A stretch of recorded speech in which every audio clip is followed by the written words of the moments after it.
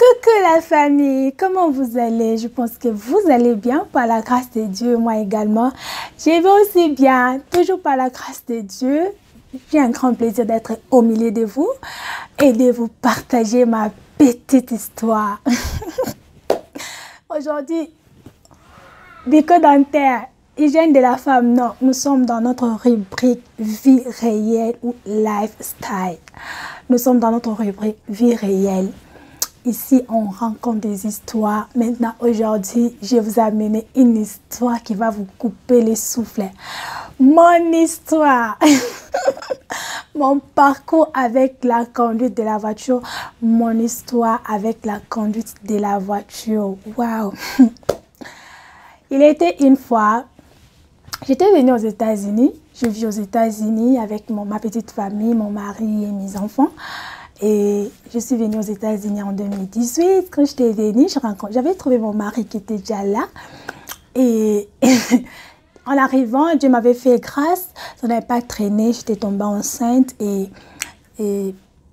pendant que j'étais grosse, mon mari m'a dit que non, tu dois aller faire le test pour avoir le permit learning. C'est un document qui te permet d'apprendre à conduire, tu vois. Je ne peux pas avoir ces documents et puis te mettre au volant pour apprendre à conduire. Si les policiers t'attrapent, pouf, tu as un problème. Maintenant, il faut d'abord faire un test pour avoir ces documents-là qui te permettra d'apprendre comment conduire. Et maintenant, j'étais enceinte avec des fatigues, j'étais tout au début. Et la première fois, j'étais partie. J'étais partie. Maintenant, avant d'aller d'abord, de prendre les rendez-vous pour faire ces tests, on va te donner d'abord un petit document qui contient tout le, comment on dit, on appelle ça comment? Tout le code de la route. Tu vas maîtriser tous ces codes-là et puis tu vas aller faire les tests. Tellement je suis enceinte et je n'avais pas vraiment eu le temps de bien préparer ça. Et ne te dérange pas, il y a le français, il y a l'espagnol, il y a aussi l'anglais. C'est à toi maintenant de choisir quelle langue tu veux. La première fois, je suis partie. J'ai fait le test et malheureusement, je n'avais pas réussi, j'avais échoué. Je suis rentrée. J'ai dit, mon Dieu, je me posais des questions, j'ai dit, mon Dieu, c'est quoi encore cette histoire? Au Congo, tu es là, tu veux sortir, tu te mets aux arrêts de bus, tu prends le taxi et puis tu pars là où tu veux. Histoire de conduire encore la voiture. Bon, je disais, Seigneur, tu m'as amené aussi dans ces pays. Moi, je n'ai pas le choix, je dois conduire. Et puis, je suis là, j'étais restée à la maison, je me suis préparée encore pour la seconde fois. Puis, je suis rentrée, j'ai pris les rendez-vous, je suis partie. Et pour la seconde fois, Dieu merci, j'avais reçu. Et là, on m'a donné les documents de permit learning. Maintenant, c'est à moi maintenant d'apprendre. Mes chéris, mesdames, si vous voulez apprendre à conduire, s'il vous plaît, trouvez-vous une autre personne. N'acceptez jamais que votre mari vous apprend à conduire. Ça sera toujours de problème sur problème. Vous allez toujours vous disputer tous les jours. Parce qu'avec les hommes, c'est quoi? Si tu apprends à conduire, tu dois tout maîtriser le même jour. Donc, tu n'as pas droit à l'horaire. Si tu apprends, toi, tu dois maîtriser. Demandez à toutes les femmes qui ont eu à apprendre la voiture, à conduire la voiture et par leur mari, elles vont vous dire ce que je suis en train de dire. Maintenant, tellement que j'étais enceinte, mon mari me disait, alors, prends-le-moi. Je dis, moi, je ne veux pas aller apprendre à conduire la voiture. Moi, je suis enceinte, c'est mon premier bébé. Donc, moi, je n'ai pas envie, quelque chose va se passer là-bas et puis je vais avoir de coulements de sang. Moi, je ne veux pas faire ça. Moi, je vais apprendre à conduire jusqu'à ce que je vais toucher mon bébé et puis je vais commencer à apprendre à conduire. Et il me disait toujours, alors, je vais t'apprendre à conduire. Je dis, moi, je ne vais pas apprendre à conduire. Papa, tu ne vas pas m'avoir dans ton jus. Je vais attendre jusqu'à ce que je vais accoucher et puis je peux apprendre à conduire. Parce que, vous savez, dans ces pays, quel que soit en Amérique, quel que soit en Europe, une femme, femme ou homme, tu dois apprendre à conduire pour être indépendante. La femme, tu dois apprendre à conduire pour être indépendante parce que dans ces pays, l'homme sort, la femme sort, les enfants sortent. Maintenant, si toi, tu ne sais pas conduire, tu seras là à tout moment en train de gaspiller l'argent en prenant des taxis et tout. Et c'est cher aussi, vous voyez. Mais si tu sais comment conduire, tu peux entrer dans la voiture, démarrer, puis partir faire tout ce que toi tu veux. Et Dieu m'avait fait grâce, j'avais aussi accouché. Et après l'accouchement, après quelques temps et quelques périodes de l'accouchement, et j'ai dit à mon mari, ok, maintenant je peux apprendre à conduire. On a commencé le premier jour. Il m'a amené dans un terrain là. Il m'a montré, tu sais, il faut faire ceci, il faut faire cela, il faut faire ceci, il faut faire cela. Après, il est descendu de la voiture. Il m'a dit, maintenant, c'est à toi maintenant de conduire. Je lui ai dit, hein? C'est moi qui va toucher les volants et puis conduire. C'est ton problème. Tu vas aller cogner ta voiture où je vais. C'est ton problème. Il me dit, non, je suis là, je te surveille. Je suis entrée dans la voiture. J'ai eu à tourner un tout petit peu. J'étais là en train de trembler. J'ai eu à tourner un tout petit peu. Puis, il m'a dit, maintenant, ok, comme on a fini avec le terrain, maintenant, tu vas conduire un peu tout autour, comment je peux dire, sur les avenues. Il dit, sur les avenues, moi, je ne veux pas aller en prison. Je ne veux pas connaître quelqu'un pour aller en prison. Je ne veux pas. Il m'a dit, non, je suis là, je te surveille. Et je signale une chose, pendant ce temps-là, j'avais déposé mon bébé quelque part et pour aller conduire. Parce que si tu apprends à conduire, tu ne peux pas conduire, tu ne peux pas apprendre à conduire la voiture avec le bébé ou l'enfant à l'intérieur. Si les policiers t'attrapent, tu as un sérieux problème, un très sérieux problème. Donc ici, je pense en Europe ou en Amérique, dans deux pays seulement développés, ils ont l'œil sur les enfants. Vous ne pouvez pas imaginer. Vous ne pouvez pas imaginer. Ok, j'ai conduit maintenant sur les avenues. J'ai commencé à conduire. Ce bêtement, je me suis retrouvée. J'ai cogné, quoi. Comment on appelle ça? Le bordure. Je me suis retrouvée sur le bordure. Hein? Mon mari m'a dit, vraiment, les femmes, vraiment, je ne comprends rien du tout. Ce que tu as fait, ça s'appelle accident. Si les policiers te voient, c'est un accident. J'ai failli pleurer. J'étais là en train de trembler comme pas possible. Il m'a dit, descends, je suis descendue de la voiture, puis il a pris la voiture. Nous sommes rentrés à la maison. Quand nous sommes rentrés à la maison, si l'histoire ne finit pas, je vais revenir pour continuer. Nous sommes rentrés à la maison. Et puis je suis là. Je m'étais un peu découragée. Et les trucs là ça m'avait un peu dérangé un tout petit peu sur le plan moral. Et puis, je ne voulais plus apprendre encore parce que, comme je le dis, avec le mari, quand c'est lui qui t'apprend à conduire la voiture, ce sera toujours un peu de problème. Vous allez commencer toujours à discuter parce qu'il veut à ce que tu maîtrises les choses sur le champ, vous voyez un peu. Alors quelque chose qui est difficile. Et après, j'étais là. Je suis restée à la maison. Maintenant, je me sentais un peu dérangée parce que j'étais devenue trop dépendante. Si mon mari n'est pas là, je ne peux pas sortir parce que je ne connais pas conduire la voiture. Alors, ce n'était pas bien. Maintenant, arrivé à un moment, mon mari, et je devais maintenant commencer le travail. Maintenant, parce que ici, si vous ne voulez pas aller déposer l'enfant au daycare, vous allez maintenant, comme il y a des familles qui font ça, souvent le couple. Le mari il travaille le matin ou la femme la nuit ou vice versa.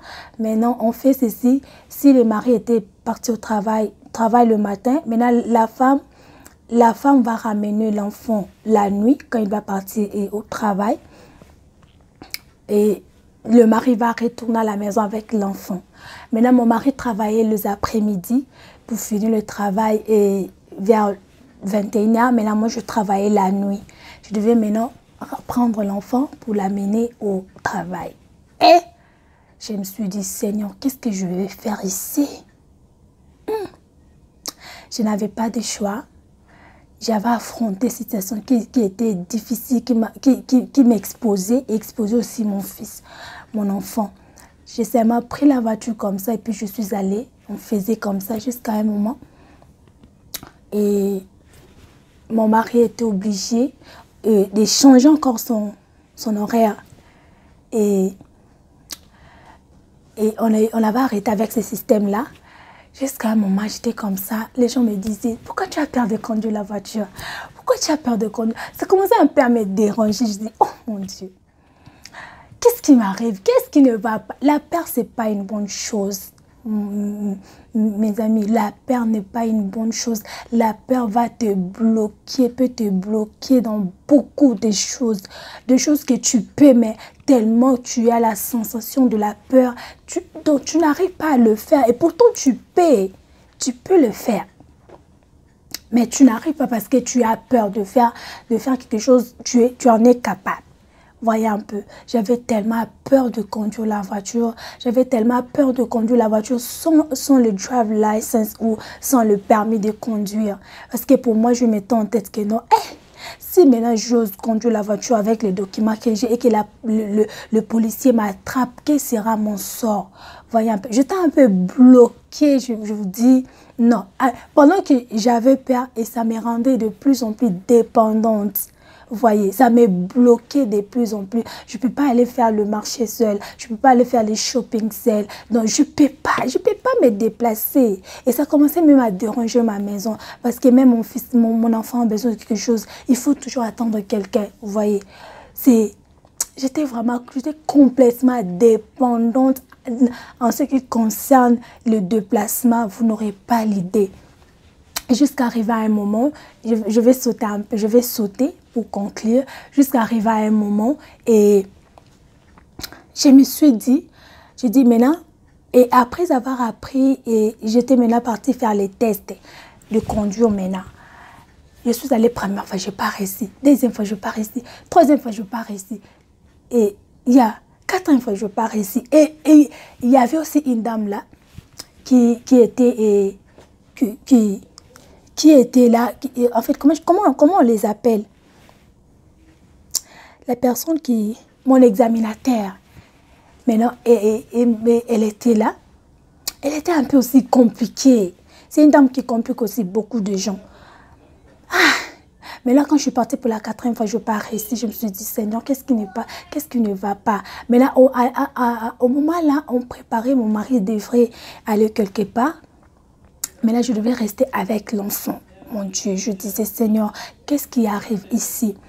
Je n'ai pas les drive license, je n'ai pas le permis de conduire. Maintenant, si aujourd'hui mon mari n'est pas là, qu'est-ce qui va m'arriver? Voyez un peu. À un moment donné, je me suis dit, ok, ce que je vais faire, j'ai dit à mon mari, comme je pars le matin, la dame là, on me donne toujours la dame là comme examinatrice. Ce que je vais faire maintenant, je ne vais plus partir le matin, je vais aller maintenant et je vais aller maintenant vers les après-midi. Et je suis allée vers les après-midi. J'ai dit à mon mari, on prend le schedule pour mercredi à 13 h. Je dis à mon mari, aujourd'hui ou jamais. Aujourd'hui, moi, je vais prendre les documents, je vais prendre le drive license. Et il a dit, tu es sûr? Je dis, ok. Je dis, je suis sûre. Cette fois-ci, je vais prendre ça. Je suis allée. Et j'ai pris les rendez-vous, je suis allée, on m'a changé. Dieu m'avait fait grâce comme j'ai souhaité. On m'a changé une autre personne. Avant de commencer les tests, j'ai dit à cette personne-là, qu'est-ce qui arrive? Qu'est-ce que je dois faire pour avoir ces documents? Je suis venue ici 4 fois. Il y a des fois aussi le courage paye. Je suis venue ici 4 fois. Qu'est-ce qui m'arrive? Je maintenant expliqué à la dame là la raison pour laquelle j'avais échoué la fois passée. Elle m'a dit, en t'écoutant par là, tu pouvais pas vraiment échouer, mais allons seulement, moi-même aussi, je vais observer. Puis, nous sommes partis. Il y a des pratiques qu'il faut faire avant d'abord de quitter le parking. Tu dois commencer à réussir d'abord. L'état de ta voiture compte aussi. Et avant, comment tu déplaces la voiture au niveau de parking, tes mouvements, tes gestes, tout ça, ça compte aussi. Et on était partis. Quand nous sommes revenus avec la dame, J'étais là, j'ai prié, j'ai prié, j'ai prié. J'ai dit, Seigneur, qu'est-ce qui arrive? Quel est mon sort aujourd'hui? Et puis la dame là m'a dit, oh, congratulations, you passed the test. J'ai dit, ah? Elle m'a dit, félicitations, tu as passé les tests. J'ai dit, j'ai crié dans la voiture, même la dame là, elle ne m'avait pas compris. J'ai crié dans la voiture, je lui ai dit, thank you so much, God bless you, thank you so much. Non, c'est tout ce que je disais à la dame là. Je disais seulement, thank you so much, God bless you, thank you. C'est tout ce que je disais. Je disais, merci, merci, merci, que Dieu te bénisse, que Dieu te bénisse. Donc, je m'étais sentie dégagée d'un fardeau. Donc, j'avais vraiment remercié le Seigneur et depuis le jour là, le même jour même que j'avais eu mon document, j'ai dit à mon mari, aujourd'hui là, c'est moi-même qui vais faire les shopping. Donc je prends la voiture, je pars, je fais les shopping, je tourne.